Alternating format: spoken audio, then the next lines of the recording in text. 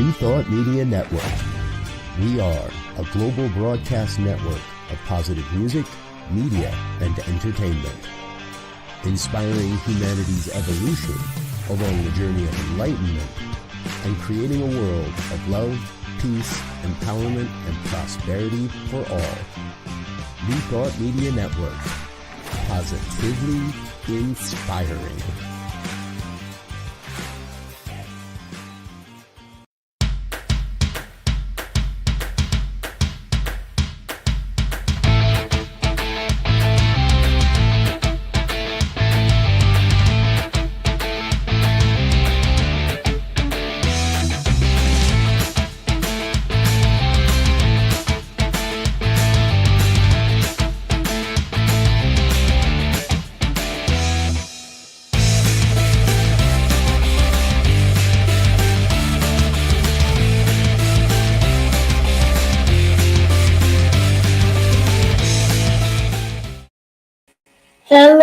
Hello, and welcome to Rockin the Love.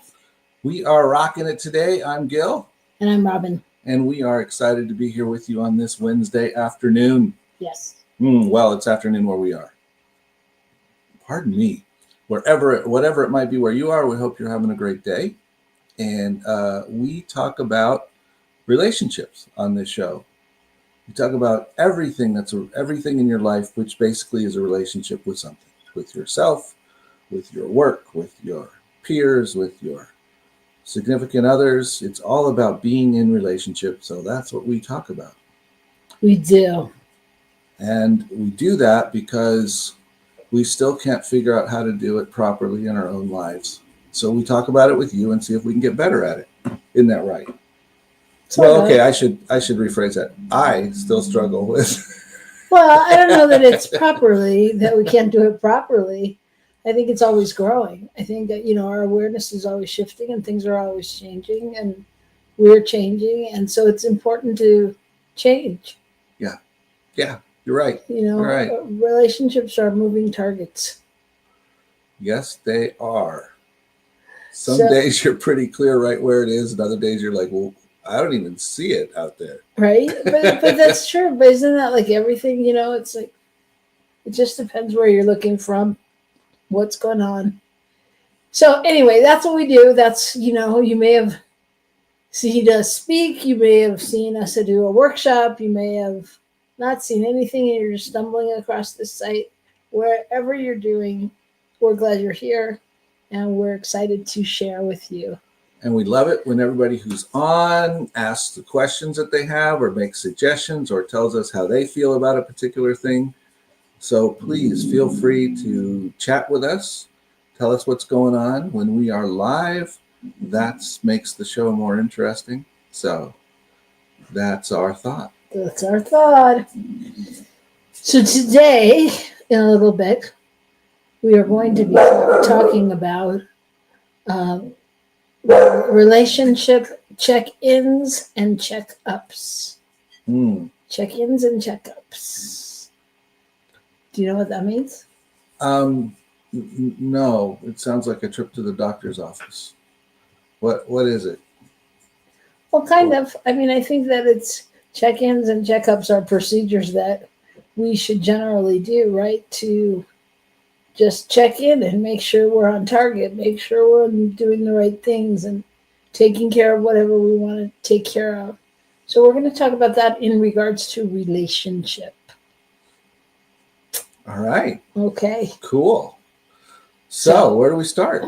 Well, we start with our week. How was your week? Oh, my week was good.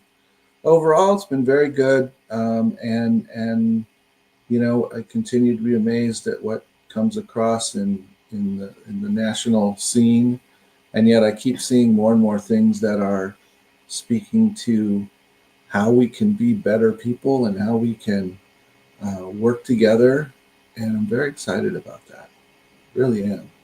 I think it's fascinating. I think we've seen in our spiritual center a listening circle and other kinds of things that bring people together to communicate and to hear one another and to remind us all that we're not in whatever this is that we're in alone. And sometimes that's the perception when craziness reigns. We start to think, oh my gosh, where else could it be this crazy in our lives? Or who else could be in a life this crazy? And the reality is we're all walking through the same thing to some degree. And there's always people out there who relate to what's happening for any particular person, I think. Yeah, I think you're right. I don't know, it's an interesting time we're living in. I'm not sure what people relate to now. It seems like there's just this desire for connection and yet fear of connection at the same time. And we did a call on Monday that was called a listening circle, and we had people just come and sit and talk about where they're from, where they're coming from, what's happening in their world. And people shared different things about what's going on, and it's interesting because it's like we all have kind of this universal core concept happening, or thought, or whatever it is. And then by the same token, we have a whole bunch of stuff that's nowhere near in common. Well, we have all of our personal stuff. We lay over it, right? We kind of have these basic things going on, and then we interpret it different. We respond to different parts of it differently. All that kind of stuff. Yeah. Yeah. So some people are having a very different experience of something that looks very similar. Yeah, and I think it's an interesting time because when you meet people on their level, everybody's in like some nuanced place of this. You know what I mean? Like I was just talking to a woman that was coming into our house to work with our godson on grades, and she said, "Oh, it's been really hard to get started. I just get really scattered and I can't think." And I thought, like, yes. How is that different than, the last few months? And she agreed. I mean, she's like, no, totally, but we've gone into like these nuances of that, So it's a crazy time. It's a crazy time, but it's a normal time. Yep. I mean, it's time. And I think you were saying the other day that sometimes we get caught in thinking, oh, we don't understand this. We don't know what's going to happen. This is nuts. When the reality is we never know what's going to happen. Right. So, we lull ourselves into a false sense of comfort when things look a particular way, but we don't know. Really. Right. Well, I was just having a conversation with our friend Christopher, and I said, what happens is we believe our stories. Yeah. So we make up a story like this happily ever after type story and believe it. And we don't know. We just don't know. But what we do know is that there's good news, and there's good news happening all over the world all the time. And that is what I believe our job is to be part of that good news, even if we're just holding that vibration, meditating and looking out at the world, knowing, that the truth is that this too shall pass, and there's a reason, and whatever it is, however you hold the world, just knowing that there is peace, there is love, there is light. So, but like I said, there's always good news stories going on, and we've got 2 of them. So tell me. Tell you? All right. Well, seeing as how I moved to Albuquerque from Oakland, the Bay Area in California, and was actually a driver for quite a long time in San Francisco, Oakland, the peninsula, all of that area. This story caught my attention, and that's about the fact that a little over a year ago, the Golden Gate Bridge, they completed outfitting it with safety netting about 20 feet down. And the whole idea was to help prevent suicides. And, back in 2018, they had a lot of pushback. Why should we do this? People are going to do what they do, that kind of thing. Let's not ruin this beautiful bridge. Well, they created a way to do it that's, very blends in pretty darn well. You don't notice it from most places. But what they have discovered is that in the year following its completion, suicide attempts were down 75%. Wow. And another interesting piece was that interventions by a third party were up 34% during that same period. So there was actually a higher spike in interventions during the construction period, which I assume is because there were constantly people there working and doing stuff. But since it's been completed, there's still this fairly high increase in interventions, which to me says people are more aware. And maybe because it's even there, they notice it.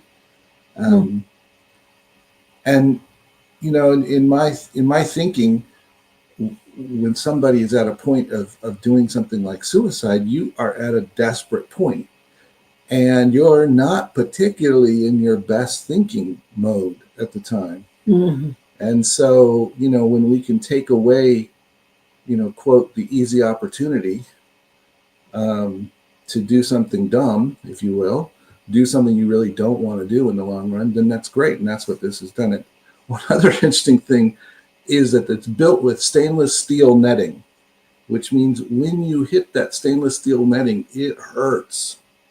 And I'm guessing it's done that way in part so that it lasts, number one, and number two, so that anybody who jumps and hits the netting is not inclined to try to continue their fall. That's scary.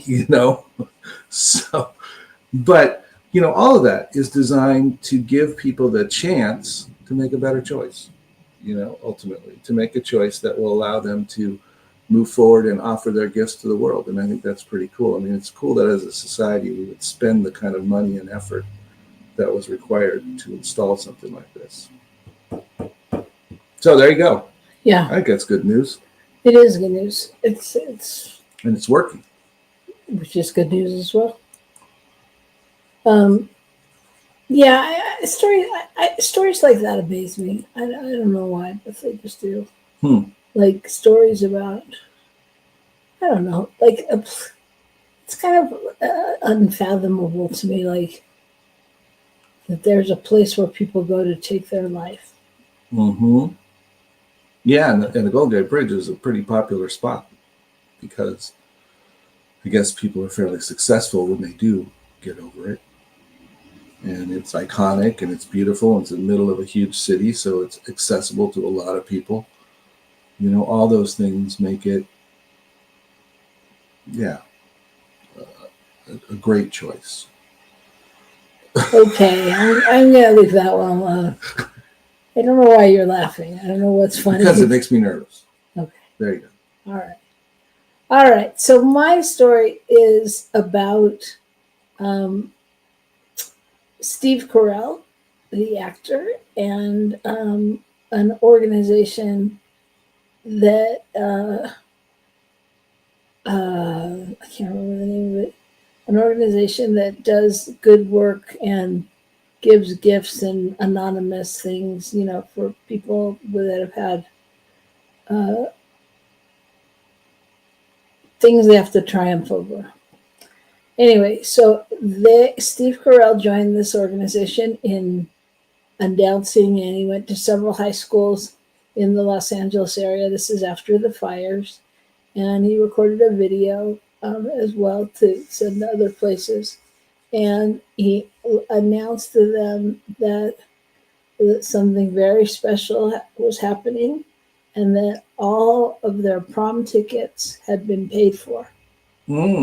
because they figured everybody needed to have a little fun and something good after the fires.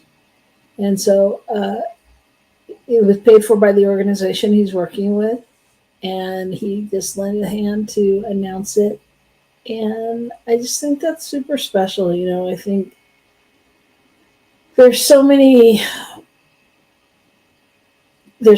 things and people that do things to make a difference. And I just think it's really important when people that are noteworthy or famous or important to other people based on the shows or the things that they've done, step in and step up.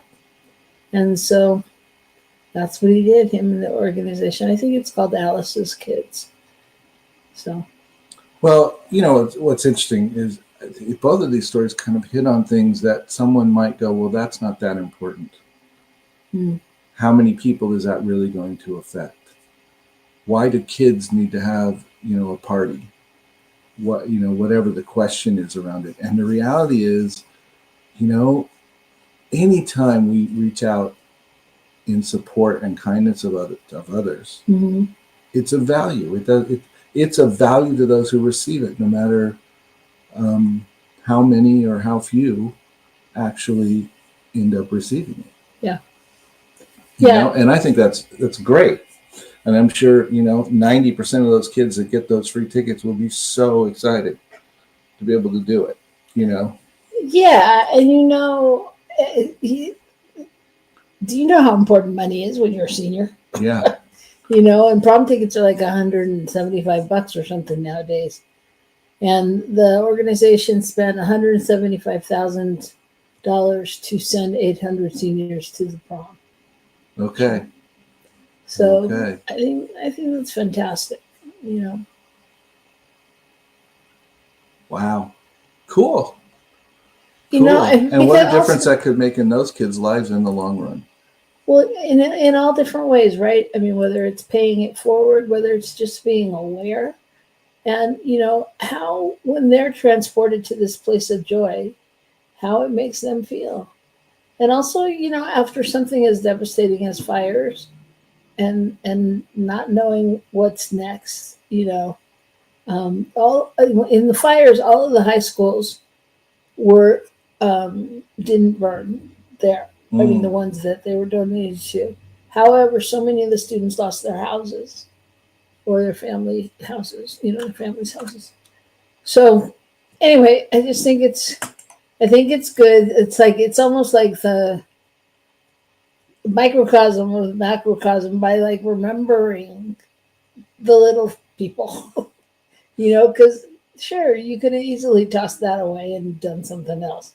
With your $175,000, you could have, given all the families new blankets or new bedding or, but to make it specific to the teenagers, I think that just really,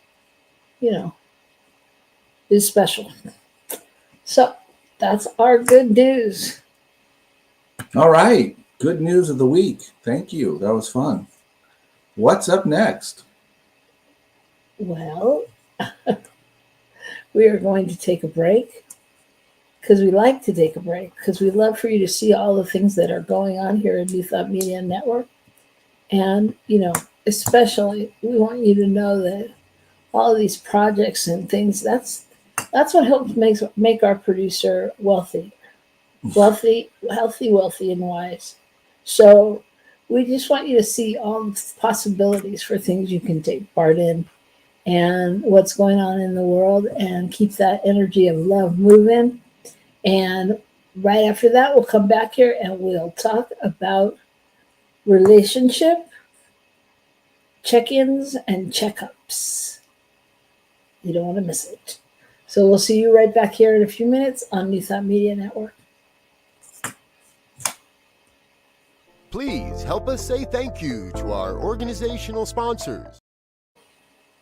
Please help us say thank you to our organizational sponsors, including the Hefferland Foundation, Affiliated New Thought Network, International New Thought Alliance, Science of Mind Archives and Library Foundation, Center for Spiritual Living Denver, Center for Spiritual Living Midtown, New Thought Philadelphia, Planned Happiness Institute, Summit Center for Spiritual Living, One Heart Retreats, Center for Spiritual Living on the Lake, Unity Kitchener, Unity Spiritual Center Ottawa, Om Center for Spiritual Living, Satya Center, Begin Within Ministries, Center for Spiritual Living North Jersey, Unity of Savannah, and the Center for Spiritual Living Seattle,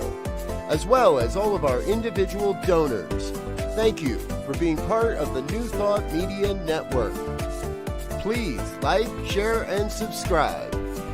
New Thought Media Network, positively inspiring.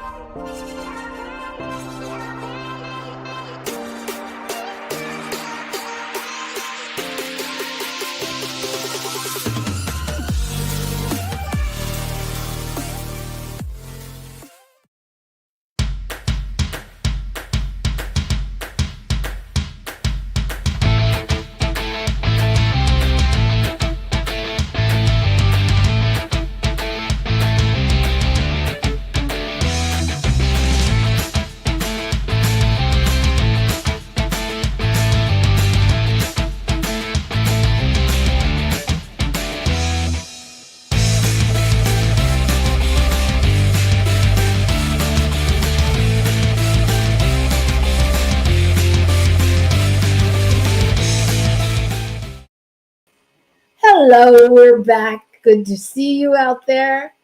I am Robyn. And I'm Gil. And this is Rockin the Love. And we are your hosts. We are. Are we happy to be here? Yeah, we are. We are. Dang it, we are. We've been doing this show for quite a while. And we keep learning new things all the time. And we're going to talk about checking up and checking in. Talking about relationships and check-ins and checkups, yes. And the way this topic actually came about is really in thinking about what do you do to maintain your relationship? What do you do to keep up with it? Do you check in? Do you check up? Do you, just like any kind of health that we try to maintain, we go to the doctor for checkups, we go to the mechanic for tune-ups, we go to the dentist for cleanings, all of those things. What do we do in our relationship that keeps it on target? That's a really good question. Thanks so much. That's a really good question. And I was thinking as you were saying it, how helpful. Well, actually, what I was thinking was how easy it would be and is to assume everything's fine because nothing's broken, quote unquote. You know what I mean? I do. It's the, if it ain't broke, don't fix it kind of thing. And I know that I personally have inadvertently ruined engines in cars by thinking that way. Mm-hmm. And they were fine right up until they weren't. And then it didn't work anymore. And there was no coming back from it. There's no recovery. Right. And I think that's the thing about this is that idea of, if we wait until we're in the emergency room, then we may or may not have what we need to move through whatever it is. Yeah, I think we talk, especially in these circles, we talk a lot about conscious living. We talk, we do our prayer work or meditation, or we talk about, this book or that book, and we pay a lot of attention to it. And I think, I'm just going to speak for myself. Over the years, I think you and I, have paid less attention to our relationship because it does work pretty good on autopilot. Mm-hmm. And most of the time. Yeah, most of the time. Right. And yet, it's what we teach other people to do is to pay attention to their relationship. But full disclosure, we don't always do what we say. Not that we haven't at some point, but we don't do it consistently. And I think that, in this day and age, when we're talking about conscious practice and conscious living, we've got to figure out what that means and how to commit to it. Yeah, I was just, when you're talking about that, I'm thinking about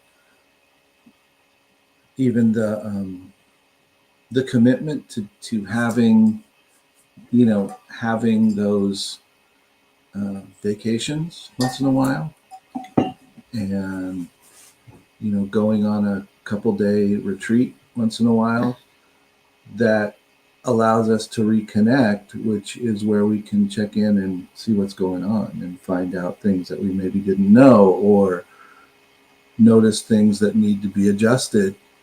And yeah, we've gotten less intentional about that kind of thing. You're right. We have, but I mean, and those are great. I think those are great. And to me, they also feel out there sort of and dependent on different things. I mean, not always. We could obviously make a day trip and do it easily and go sit in a park. But when I hear you say that, I think more like of a cruise or a little mini getaway kind of thing. Well, I think it's both. You're But- just, I'm sorry to interrupt, It's okay. but I love to. No, I think it's both though. I mean, being intentional, I mean, like planning ahead enough to be able to do those other things in addition to what you're about to talk about. Yeah, but here's what I think is that sometimes that takes us out of the game. Okay. If we start there, then we let go of the value of what it means to set aside a 30-minute coffee date to sit down and just go, how are you? What's going on this week? How's your week gone? What's happened? What do you need from me? What am I doing well? What am I not doing well? However one decides to frame it, because there's all different ways and all different questions one could ask. But I mean, if we just do something easy and doable, then it's easy and doable. So I hear you talking about the consistent, persistent little things, which could have a big impact. The not bite-size kind of choices that we could make. They're not bite-sized. No, they are bite-sized. Yeah, they're bite-sized rather than, and again, I'll go back to the car. Generally speaking, if we take the car in to have the oil changed every so often, it's not hard. It's not a big deal, but it can make a big difference for when next time we want to take the car on a big trip or whatever, Right. But that's, exactly. Yeah. So those small things like just being able to say, let's just use yesterday as an example. Gil and I had a long conversation about finances. This seems to be where there is a little discord when we talk about it. We both get very agitated and have our ideas of how things should look and how it should go. But we hung in there and we had the conversation and we moved through it. And even just being able to say, to have a moment where when you're having that conversation, say, so this makes me feel blah, blah, blah, or I hear you and I understand and that's not what I meant, and explain what you meant, or whatever, make those minor adjustments that when we don't make those minor adjustments, we live with, and then they become a big thing the next time. Mm-hmm. Mm-hmm. And so, I mean, I want to call it conscious relationships in so many ways. There's so many different ways to look at this, right? Because that's an example of a small conversation. Like you said, there's definitely, day trips or mini getaways or things like that. There's also conscious relationships in, say, for example, if you know that you get agitated a certain way, or you're prone to depression, or you're, any one of those little things that can be changed through diet and exercise and different things. Then, like, what are you doing to make that part of a regime? You know what I mean? Like, so I mean, I think it's all different levels of. And probably in terms of relationship check-in, check-up, how are we supporting one another in those better choices for ourselves to make us more available in the relationship? Right. I mean, I think it's a both and. We, in any kind of relationship, there's the give and take, and so sometimes we think, oh, they really need to take care of their diet and their exercise, but we don't want to participate in supporting them in doing that, and we don't, and if we don't talk about it and express, well, when this happens, then I feel demotivated to do this or whatever the thing is, then sometimes we wouldn't even know that we're not supporting. Right. We would just think, well, they're just not doing their thing. What can I do? And I think, again, going back to the small micro movement, I think part of that is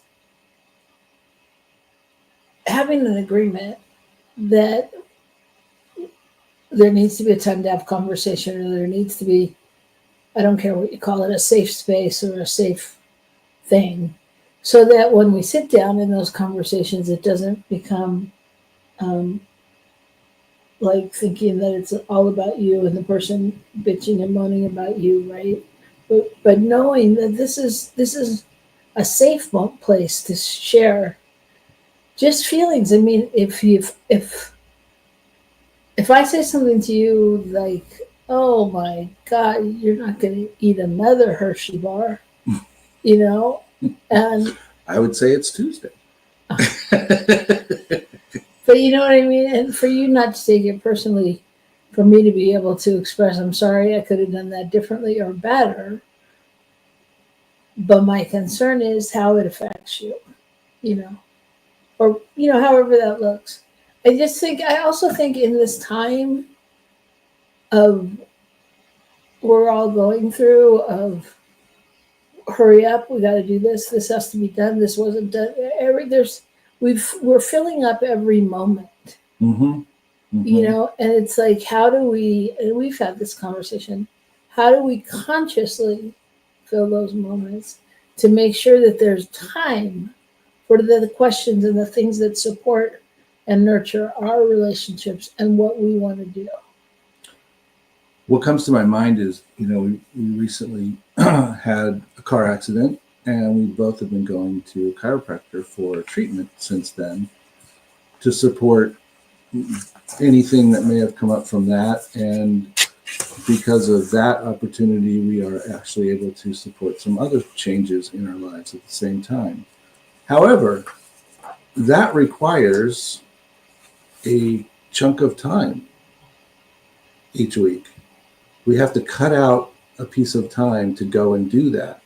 And I was thinking, as you were saying that, it's like, that's part of the thing. We will do it for certain things, but we don't always do it for something that seems a little less tangible, like our relationship. We can go, oh, my neck hurts, I'm going to go see someone. But to go, oh, we're not feeling together, let's go take a minute and figure that out. Let's spend some time together and reconnect. Whatever that is, right? And so I think part of it too is training ourselves to take advantage, or not to take advantage, to make important whatever that relationship is, to make time and effort an important part of it, and not blow it off because it can survive without it, but it doesn't necessarily thrive. Which I guess in some ways you could say we had or both done with our bodies as well. We actually, because we thought thrown into a situation where we kind of had to go because things were really up. Suddenly everything is feeling better. Not suddenly, but after some effort and time and commitment, everything is feeling better. Yeah, and it's yes, and it's that mindset change because I think you'll agree with me that generally that wouldn't have been your MO. Mm-mm. You would have been like, I'm fine. Yeah, it hurts a little here, but I'm fine. And then you would have kept going. And it's like, I almost feel like it's a parallel to what we're asked to do as practitioners and ministers and people with a life in this realm of spirituality is put our faith and our trust in the unknown, in the unseen, in the things we can't always describe, right? It's like, yeah, our relationship on some level may seem invisible, that it's not, we don't have some glaring mistake or error or whatever, but as we push and push and push, we're pushing, then something happens and we blow up over something little, that really isn't what it's about. And so, some of the things, I was reading a little bit about it, and whether it's a daily check-in, whether it's a weekly check-in, whether it's 2 weeks, or it just kind of depends. But I was thinking, as I was looking at some of the questions, like, we don't really have these conversations because we don't have time. So like some of the daily questions were like, how'd you sleep? Did you sleep well? I know we every now and then touch on that, but we don't really stay there. It's like, okay, I don't feel. I don't feel like it's really. I'm not sure how much we use the information to inform on it. As opposed to just fill up airtime. Well, but you get in the habit, like you wake up in the morning and you say, I didn't sleep all last night. And I think, or I say, I'm sorry. When do we have to be at? Right. Right. Yeah, but so that's what I'm saying. It's like, how often in relationships, especially those of us that are in long-term relationships, do it's like we're going through the motions. Well, I don't even think it's going through the motions. It's just that, like, there's a level at which I go, oh, what am I supposed to do? I'm sorry. That sucks. And now what are we going to do? There it is. So now we get to, again, love languages and male-female things. So because you can't fix it, you just push it aside, sort of. I'm not saying it's not important, but that's what you know to do because you can't do anything. Whereas, is that the truth? I would ask for Byron Katie. Is that the truth? Because the truth is, you could listen and you could say, hey, anything I can do to make it better? Or let me rub your shoulders, or why don't you take a nap, or why don't you take a bath tonight before you go to bed? Yeah. So it's like, but on some level, again, we've been married over 20 years, folks. Whoa. So I think we've let go. It's a big woohoo. I think, but I mean, sometimes we've let go of those things. And not to say that if you said, hey, yeah, well, why don't you take a bath tonight before you go to bed?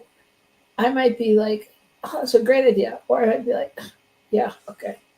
And you would feel totally rejected and blah, blah, blah, blah. But I think that's part of the learning to talk to each other again. Like it's got to be, I don't know. And, I would make this bet that if you can execute this in some way, shape, or form in your relationship, that it keeps like the passion and the newness alive because you're in the moment with the person. If you don't just push it off and go, yeah, I'm not going to take a bath before I go to bed. So in other words, some of the checking in and checking up is about bringing us into the moment. What's happening right now in our relationship? What's present right now? Mm-hmm. That's a good point. That's interesting. Yeah, and not that any of us have to fix it or do anything. We're just being present to it and letting somebody know. I mean, if I say to you, yeah, I haven't slept all week, that's probably going to give you some insight into why I was not so nice or something. Is that why? No, I mean, yes. Yeah, it does. I mean, when we realize that something's going on for somebody or whatever, we can then have some insight into maybe support ourselves in not taking something as personally as we did or would like to, those kinds of things, because we can go, oh, okay, all right, get it. It really isn't about me, because see, I think it's always about me. But so that's a good point. I mean, in that it doesn't have to be either, I didn't sleep. Like the conversation could be, I mean, you have a lot on your plate right now. There's a lot going on. And it could be a conversation that helps us reframe the, oh crap, we have so much to do. How's it ever going to get done energy? And turn it into, okay, so what are you most excited about? What are you most excited about on your list of to-dos? Or, rose thorn bud, which is a process that we use when we're checking in to talk about, what's your rose, what's your thorn, what's your bud, which means what are you looking forward to? That's your rose, what's coming up, what's happening. The rose is the good thing that's happening or has happened. Thorn is the thing that you're worried about, and the bud is the thing that's coming up, coming forth. What he said. Yeah. So, but I mean, anyway, but using that technique, and just really being okay in the moment with it, as opposed to just being like, I got to get all this stuff done, rah, rah, rah, rah, rah, rah. And we all know. Well, I don't know. Maybe we all don't know, but I'm going to say that even though we have little time, no time, minimal time, that if we can take 10 minutes, 15 minutes in a day and get that, what is it? Like the endorphins and things going, like, as if I could get you to reframe all that you had to do for 1 second, and you then left a conversation going, okay, this is what I'm excited about, this is what I'm going to do now. I mean, those little things, I think, just shift, because the other thing is, in a relationship, generally, we carry that feeling about the things we have, and we save them for our partners. Well, anything that's required, sometimes outside of anything that's required within the relationship or the household, can feel like it's just something else someone has put on me.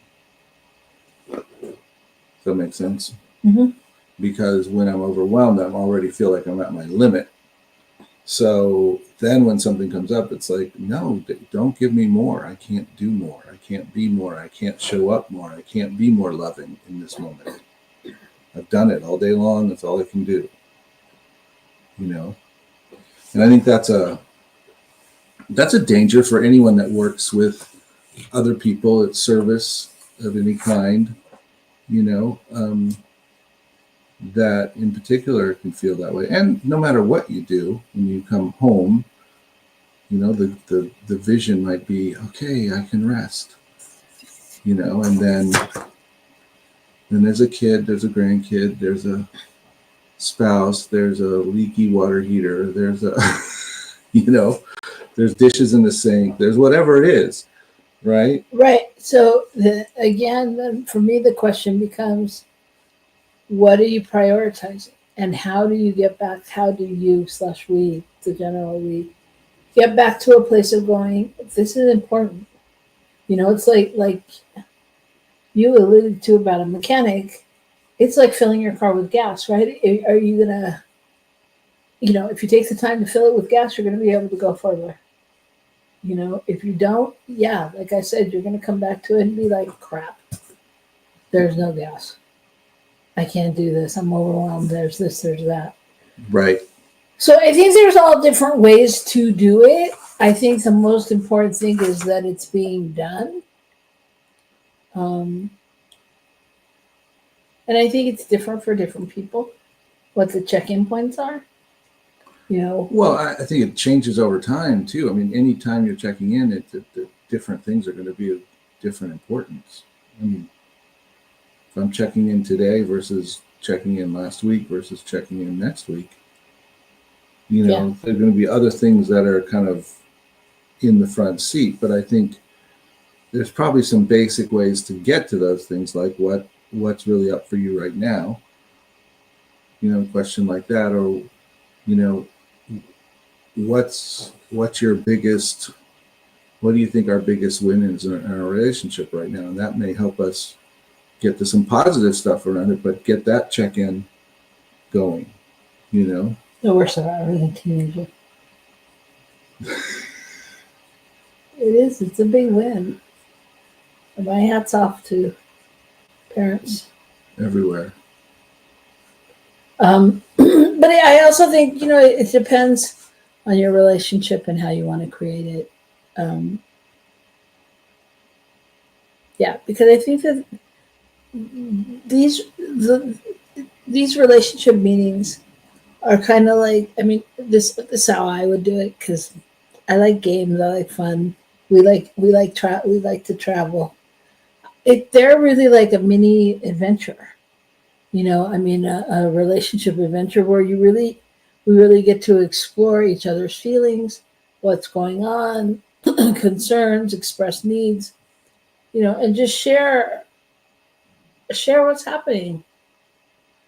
And I think they should be created, you know, with basic rules, so you don't find yourself falling into places you don't want to be, and you know, not.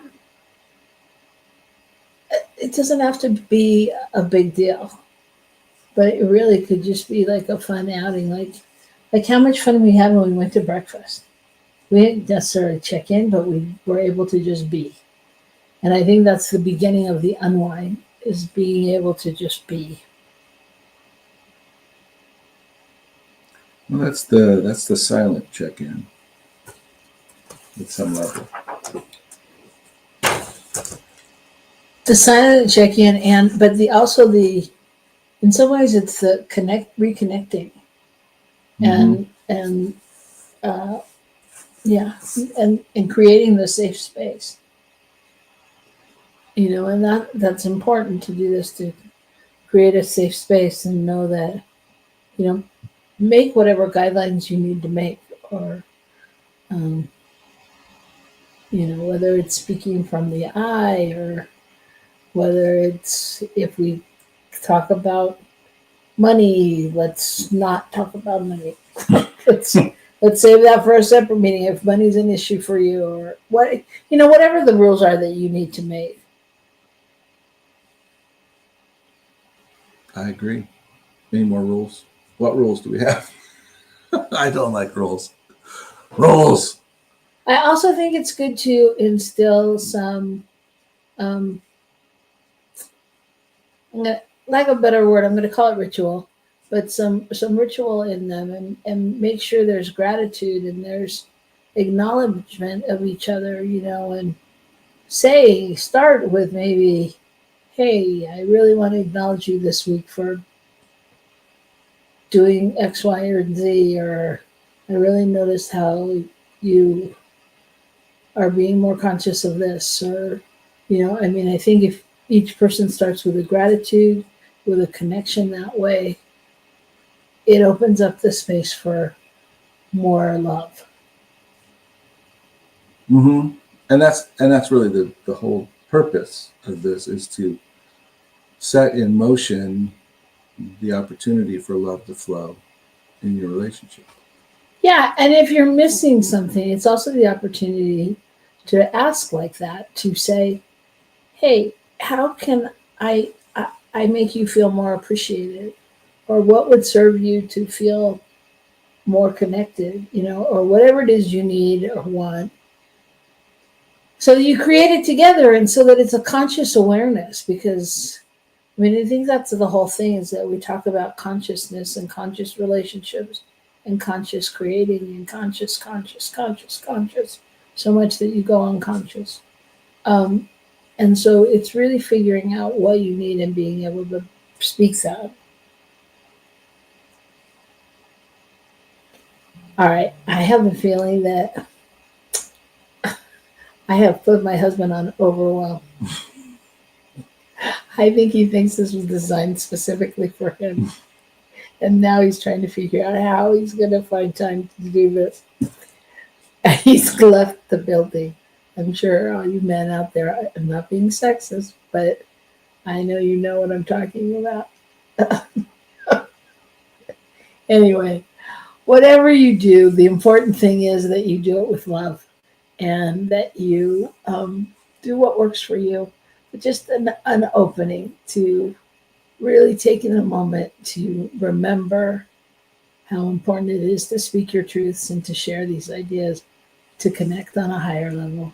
And probably we need to do that with ourselves first, or as a part of it, and check in and find out what we're really feeling and what's really going on within us. Because I think we often walk into a situation with someone else and we don't even really know what's going on for ourselves. Not that we won't discover it there sometimes, but I think sometimes we are responsible to have figured some of it out ourselves.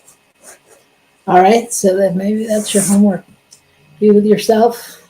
Figure out what you need and what you would like to tell your partner, what you would like to tell them, what your rose thorn bud is, what you're appreciating about them. And maybe next week we'll talk about how do we find that in ourselves. But in the meantime, whatever you do, don't stop rocking the love, everybody, because the world needs it, and we can't do it without you. So we'll see you next week. Rock the love, everybody. Thank you, Michael Rock Mangus. on.